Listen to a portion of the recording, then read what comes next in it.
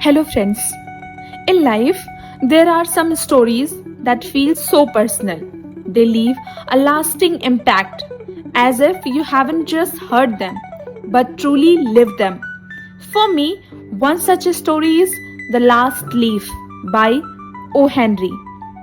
Isn't it strange how the strength to live can sometimes hang on the tiniest leaf?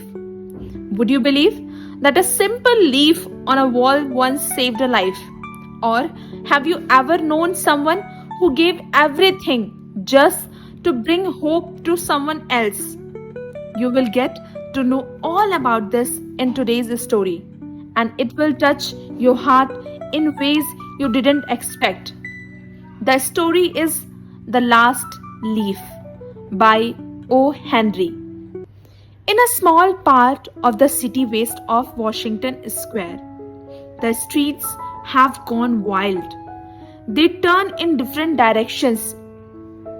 They are broken into small pieces called places. One street goes across itself one or two times. A painter once discovered something possible and valuable about this street. Suppose a painter had some painting material for which he had not paid. Suppose he had no money.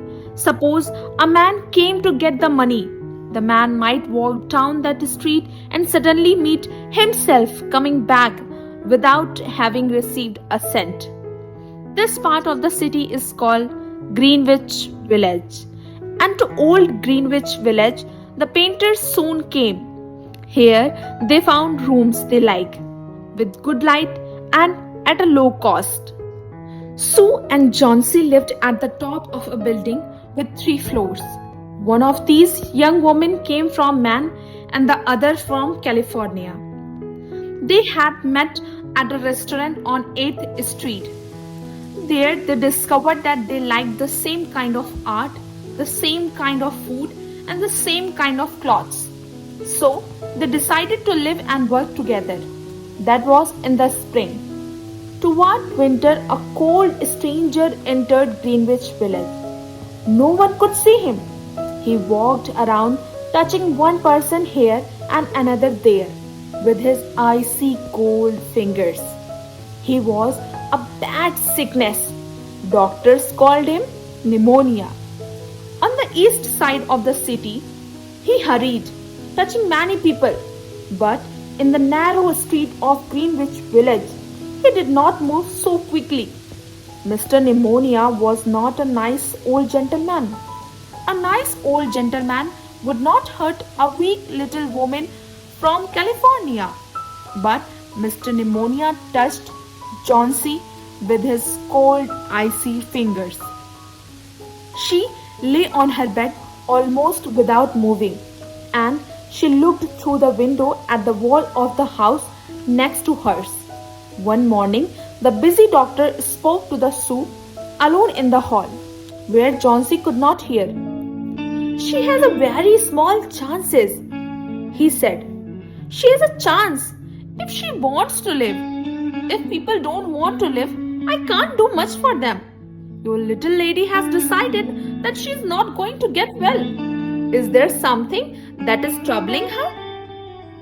"She always wanted to go to Italy and paint a picture of Bay of Naples," said Sue. "Paint? Not paint. Is there anything worth being troubled about?"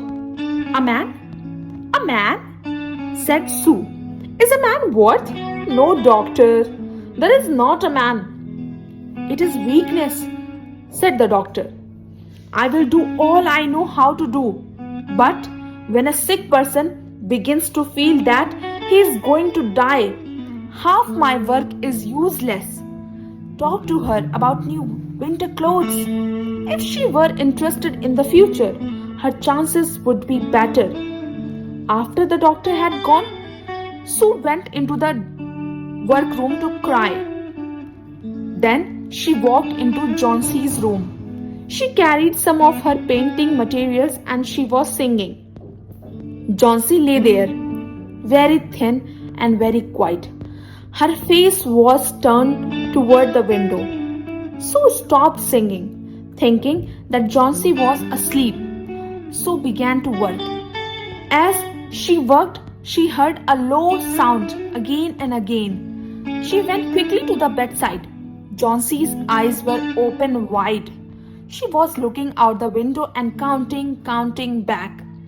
12, she said, and a little later 11, and then 10, and then 9, and then 8, and then 7, almost together. Sue looked out the window. What was there to count? There was only the side wall of the next house, a short distance away. The wall had no window. An old green tree against the wall. The cold breath of winter had already touched it. Almost all its leaves had fallen from its dark branches. What is it, dear? Asked Sue. 6, said Johnsy in a voice still lower. They are falling faster now. 3 days ago, there was almost 100. It hurt my head to count them, but now it's easy. There goes another one. There are only 5 now. 5 what, dear? Tell your Sue. Leaves on the tree. When the last one falls, I must go too. I have known that for 3 days. Didn't the doctor tell you? Oh, I never heard of such a thing, said Sue. It doesn't have any sense in it. What does an old tree have to do with your illness or with your getting well? And you used to love that tree so much. Don't be a little fool. The doctor told me your chances for getting well. He told me this morning. He said you had very good chances. Try to eat a little now, and then I will go back to work. And then I can sell my picture, and then I can buy some more for you to eat to make you strong. You don't have to buy anything for me, said Johnsy. She still looked out the window. There goes another. No, I don't want anything to eat. Now there are 4. I want to see the last one fall before night. Then I will go to